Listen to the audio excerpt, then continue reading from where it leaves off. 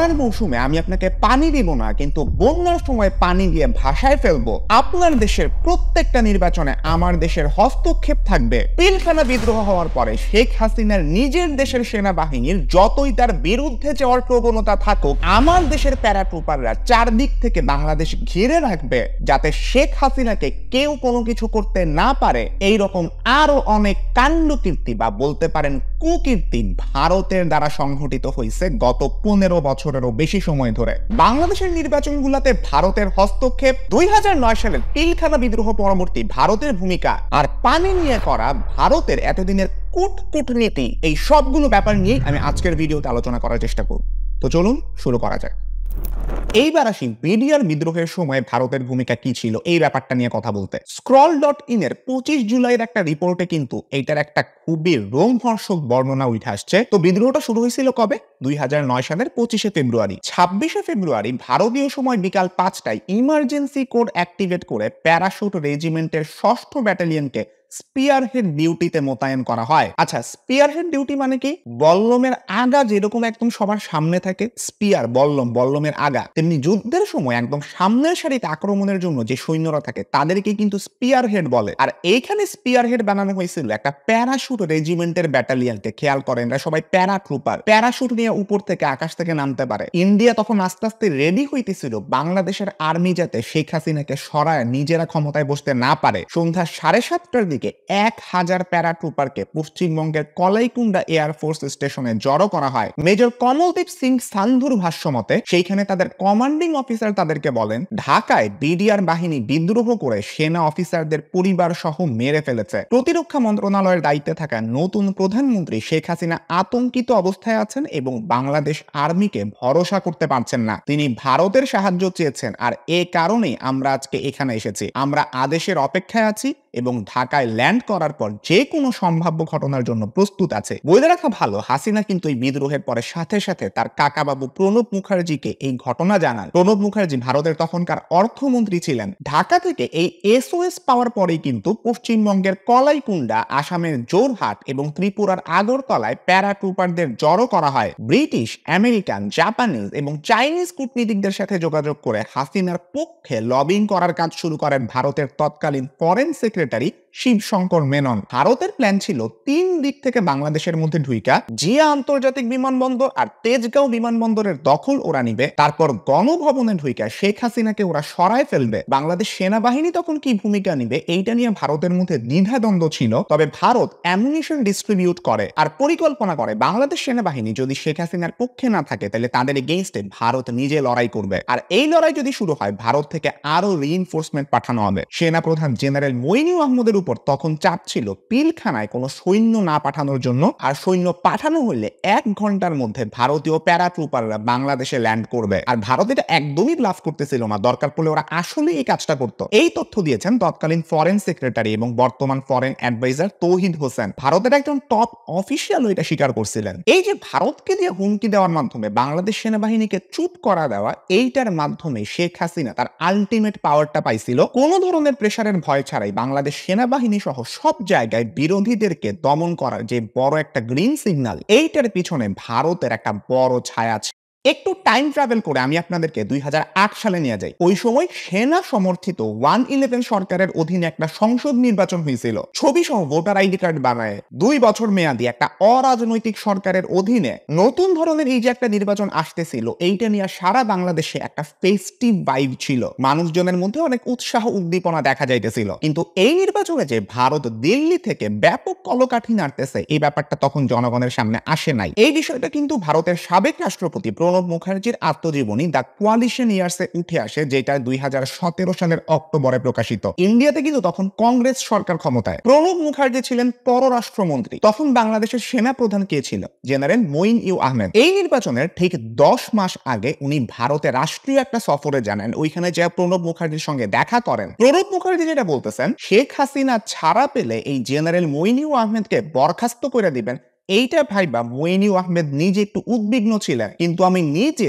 দায়িত্ব নিয়ে তাকে বলি শেখ হাসিনা ক্ষমতায় ফিরে এলেও তার চাকরি বহাল থাকবে। এমনকি বাংলাদেশের রাজনৈতিক বন্দীদের মুক্তির বিষয়ে মার্কিন প্রেসিডেন্টের হস্তক্ষেপ চেয়ে আমি তার সঙ্গেও অ্যাপয়েন্টমেন্টের ব্যবস্থা করি। এইগুলো প্রণব মুখার্জি তার বইতে লিখছেন। 111-এর সময় শেখ হাসিনা এবং খালেদা জিয়া দুই নেত্রীকে রাজনীতি থেকে সরানোর যে একটা ফর্মুলা ছিল -2 ফর্মুলা, এইটার কথা আশা করি আপনারা সবাই জানেন। এন্ড এই ফর্মুলাটা যে প্রপারলি বাস্তবায়িত হইতে পারে নাই তার পিছনে প্রণব মুখার্জির খুব বড় একটা অবদান ছিল। এই প্রণব মুখার্জির সাথে শেখ হাসিনার সম্পর্ক এতটাই ভালো ছিল যে হাসিনা প্রণব মুখার্জিকে কাকা বাবু ডাকতেন। 2008-এর নির্বাচনেও ভারতের ভূমিকা এতটাই সক্রিয় ছিল যে এই নির্বাচনে শেখ হাসিনা এবং খালেদা জিয়া উভয়ই নির্বাচনে লড়ুক এই ব্যাপারটা ভারত চাইতেছিল। এইটা তৎকালীন পররাষ্ট্রমন্ত্রী তার নিজের বইতেই স্বীকার করে গেছেন। মানে ভারত চাইতেছিল একটা কম্পিটিটিভ ইলেকশন হোক, বিএনপিও নির্বাচনে আসুক, কিন্তু এইটা ওরা কোনোদিন চাইতেছিল না যে বিএনপি ক্ষমতায় যাক। কারণ বিএনপির সময় 2001 থেকে 6 সালে বাংলাদেশ এবং ভারতের মধ্যে সম্পর্ক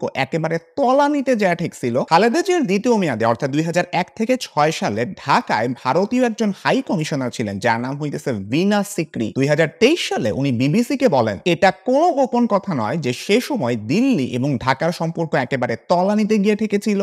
দ্বিপাক্ষিক বাণিজ্য, যাতায়াত, সহযোগিতা সবই লাটে ওঠার উপক্রম হয়েছিল। ভারতের উত্তর পূর্বের জঙ্গিরা সরাসরি মদত পাচ্ছিল। এই অবস্থাটা যে অবিলম্বে পাল্টানো দরকার তা নিয়ে দিল্লিতে কোনো দ্বিমত ছিল না। এটার পেছনের হিস্ট্রিটা আমি ঠিক তার আগের ভিডিওতে বলছি। বিএনপির সময় যে 10 ট্রাক অস্ত্রের ঘটনাটা ঘটছে, এই 10 ট্রাক অস্ত্র অনেকেই ধারণা করেন যেগুলা ভারতের 7 সিস্টার্স বা উত্তর পূর্বাঞ্চলীয় অঙ্গরাজ্যগুলাতে যে বিচ্ছিন্নতাবাদী গোষ্ঠীগুলো আছে তাদেরকে হেল্প করার জন্য বাংলাদেশ থেকে যাইতেছিল। এন্ড ভারত বিএনপি সরকার সম্বন্ধে এই মনোভাবই সবসময় রাখতো, যদি ওরা আবার ক্ষমতায় আসে তাইলে ওরা আবার ওই 7 সিস্টার্স এর বিচ্ছিন্নতাবাদী গোষ্ঠীগুলোকে রাষ্ট্রীয়ভাবে মদত দেওয়া শুরু করবে। এন্ড এইটা ভারত নিজেরা কোনোভাবেই মাইনা নিতে পারতেছিল না। দ্যাটস ওয়াই ওরা ইভেন বাংলাদেশের নির্বাচনকে ম্যানিপুলেট করে হইলেও শেখ হাসিনাকে ক্ষমতায় রাখতে চাইতেছিল। এইবার আসি 2014 সালের নির্বাচনে। 2014 সালের 5 জানুয়ারি যে নির্বাচনটা হয়েছিল, প্রথম কথা এখানে বিএনপি ছিল না। বিনা ভোটের এই নির্বাচনটাকে অংশগ্রহণমূলক, অনেক সুষ্ঠুভাবে নির্বাচনটা হয়েছে এইটা দেখানোর জন্য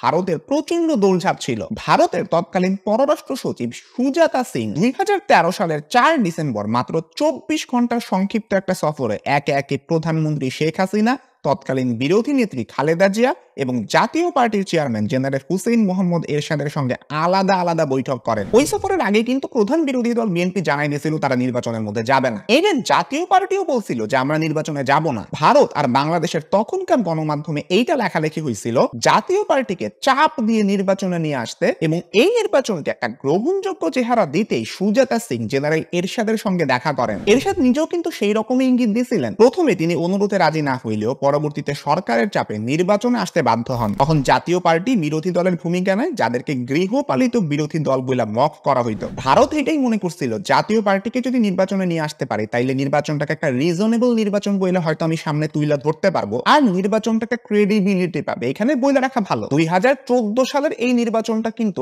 আগের নির্বাচনগুলোর মতন তত্ত্বাবধায়ক সরকারের অধীনে হয় নাই। এটা পুরাই আওয়ামী লীগ ক্ষমতায় থাকা অবস্থায় তাদের অধীনের একটা নির্বাচন কমিশনকে দিয়ে করানো হয়েছিল। একটা দল ক্ষমতায় থাকবে আর তাদের অধীনে নির্বাচন কমিশন একটা নিরপেক্ষ নির্বাচন দিবে, এইটা এক্সপেক্ট করা বাংলাদেশের ক্ষেত্রে অ্যাটলিস্ট বোকামি। ফলাফল আওয়ামী লীগ 234টা আসনে জিতা আবার সরকার গঠন করে। 12 জানুয়ারি শপথ নেওয়ার পরে শেখ হাসিনাকে টেলিফোন করে ভারতের তৎকালীন প্রধানমন্ত্রী মনমোহন সিং অভিনন্দন জানাইছিলেন। এরপরে আসে 2018 সালের সেই রাতের ভোটের নির্বাচন, যেটাকে ফেসবুক ট্রেন্ড তখন লাইলাতুল ভোট বলতেছিল। লিটারেলি নির্বাচনের আগের রাতে নৌকা মার্কায় সিল মাইরা ব্যালট বাক্স ভর্তি করে দেওয়া হয়। আর যখন 30 ডিসেম্বরের ওই নির্বাচনে ব্যাপক কারচুপি আর অনিয়মের অভিযোগ ওঠে, এই অনিয়ম নিয়ে ভারতের পক্ষ থেকে বিন্দু মাত্র সমালোচনা করা হয় নাই। এমনকি ভারত থেকে যাওয়া যে পর্যবেক্ষকরা, নির্বাচনী পর্যবেক্ষক যারা ছিলেন, তারা যখন বাংলাদেশে ছিলেন তাদের রিপোর্টে এইসব কারচুপি বা জালিয়াতির কোনো উল্লেখ ছিল না। খেয়াল রাখবেন 2018-তে যখন এই নির্বাচন হইতেছে বাংলাদেশে, তখন কিন্তু কংগ্রেস আর ক্ষমতায় নাই, তখন বিজেপি ক্ষমতায় চলে আসছে। 2014 নির্বাচনে কংগ্রেসের সাপোর্ট যেরকম শেখ হাসিনা পাইছে, 2018 নির্বাচনে এই বিজেপির সাপোর্টও শেখ হাসিনা পাইলো। আর শেখ হাসিনা এবং আওয়ামী লীগের প্রতি ভারতের যে দল মত নির্বিশেষে একটা সমর্থন আছে, এইটা এই নির্বাচনে আবারও প্রমাণিত হইল। আর খুবই রিসেন্টলি 2024-এর নির্বাচন নিয়ে ভারতের মনোভাব আসলে কি ছিল এটা বোঝা যায় কিছুদিন আগে ওয়াশিংটন পোস্টে পাবলিশ হওয়া একটা রিপোর্ট থেকে। ভারতীয় এবং আমেরিকান কর্মকর্তাদের বরাত দিয়ে জানানো হয় গত জানুয়ারিতে বাংলাদেশের নির্বাচনের আগে বিরোধী দলীয় হাজার হাজার নেতাকর্মী এবং সমালোচককে কারাগারে পাঠানো হয়েছিল।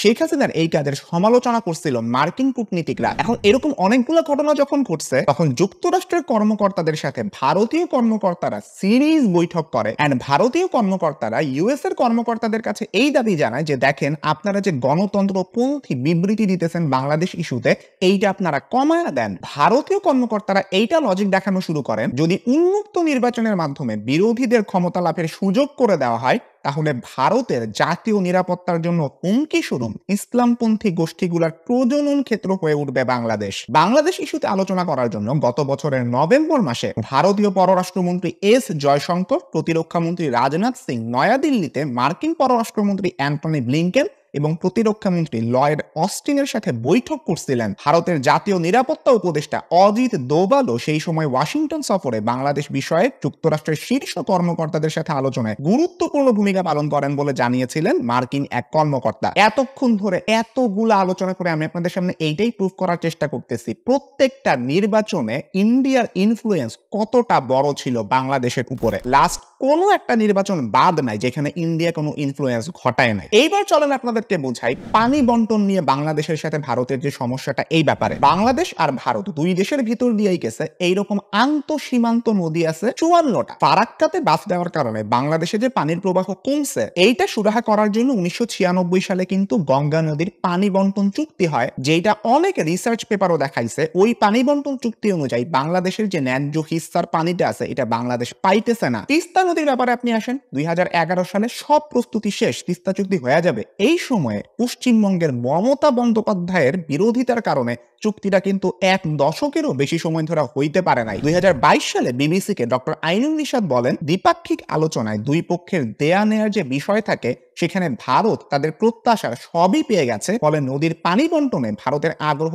কমে গেছে। আমরা সব দিয়ে বসে আছি কিন্তু বিনিময়ে আমরা কি পেতে পারি সেটা পর্যালোচনা করার জন্য বিদ্যা বুদ্ধি আমাদের এখানে দেখছি না। ভারত কিন্তু বাংলাদেশকে কোনো কিছু না দিয়ে একেবারে সব পায়ে যাইতেছে। রেল, সড়ক, নৌ, বাস, বিদ্যুৎ সব ক্ষেত্রে ট্রানজিট নিয়ে বসে আছে। সেভেন সিস্টার্স এর বিচ্ছিন্নতাবাদী গোষ্ঠীগুলোকে বাংলাদেশ আশ্রয় দিবে না এন্ড তারা বাংলাদেশের ভূখণ্ড ব্যবহার করতে পারবে না। এই নিরাপত্তা ভারতকে কিন্তু বাংলাদেশ এতদিন দিছে। শেষের দিকে তো সম্পর্কটা এমন হয়ে গেছিল বাংলাদেশের মন্ত্রীরা ভারত থেকে আসার পরে বলতেন ভারতে গিয়ে বলে এসেছি শেখ হাসিনাকে টিকিয়ে রাখতে হবে, কিংবা প্রধানমন্ত্রীর চীন সফরে ভারতের আপত্তি নাই, তাই আমি চীনে সফর করতে যাব, এখানে ভারতের আপত্তি থাকা না থাকার কি সম্পর্ক? চিন্তা করেন সম্পর্কটা আসলে বন্ধুত্ব না, অনেক একটা রাজ্য সরকারকে যেরকম কেন্দ্রীয় সরকার ডিকটেট করে ভারত সেই রকম বাংলাদেশকে করতেছিল। এন্ড বাংলাদেশের ভিতর দিয়ে ভারতের রেল চলতে দেওয়ার যে আলোচনাটা হয়েছিল এটা নিয়ে তো আমি পুরো ফুল একটা ভিডিও বানাইছি। এইটা বাংলাদেশের জন্য কতটা ক্ষতিকর হইতো, বাংলাদেশের নিরাপত্তার জন্য বলেন, বাংলাদেশের অধিকারের ক্ষেত্রে বলেন, এই রেলটা হইলে ভারত সেটাকে সেভেন সিস্টার্স এর বিচ্ছিন্নতাবাদীদেরকে দমন করার জন্য ব্যবহার করত।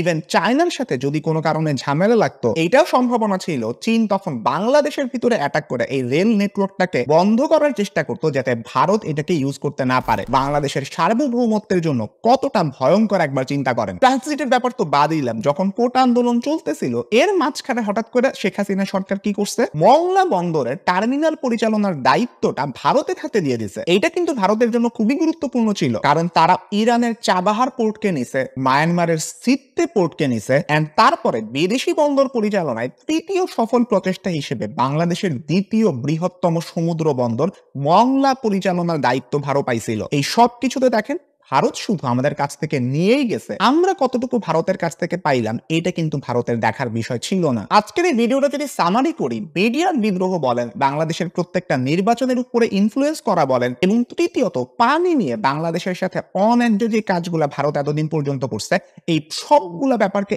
একসাথে একটা জায়গায় জড়ো করে এই ভিডিওটা আমি করলাম। এটা অবশ্যই বিদায় স্বৈরাচার সিরিজের একটা পর্ব ছিল এবং ভারত স্বৈরাচারী শেখ হাসিনা সরকারকে টিকায় রাখার জন্য অন্যতম একটা নিয়ামক ছিল। ভবিষ্যতে যখন কোনো স্বৈরাচারী শক্তি মাথা তুলে দাঁড়ানোর চেষ্টা করবে, তখন এই সরকারের জন্য ভারত যেরকম একটা বিদেশি শক্তি হিসেবে কাজ করছে, অন্য কোনো বিদেশি শক্তি হয়তো স্বৈরাচারী সরকারকে মদদ দেওয়ার জন্য দাঁড়ায় যাইতে পারে। এন্ড এইটা আমাদেরকে চিনতে হবে, এদেরকে আমাদের আইডেন্টিফাই করতে হবে, যাতে তারা স্বৈরাচারী সরকারকে স্বৈরাচারী বানাইতে না পারে। তার আগেই গোড়া থেকে আমরা যাতে তাদেরকে শেষ করে দিতে পারি। এবং এই জন্যই স্বৈরাচারী সরকারের এই প্রধান নিয়ামক গুলাকে চিনে রাখা আমাদের জন্য খুবই গুরুত্বপূর্ণ। আজকের ভিডিওটা এই পর্যন্ত। এই ধরনের আরো ভিডিও যদি আপনি দেখতে চান, চ্যানেলটা সাবস্ক্রাইব করে রাখতে পারেন এবং পাশে থাকা বেল আইকনটা প্রেস করতে কখনোই ভুলবেন না। সবাই ভালো থাকবেন, সুস্থ থাকবেন, দেখা হবে ইনশাআল্লাহ পরবর্তী ভিডিওতে। আল্লাহ হাফেজ।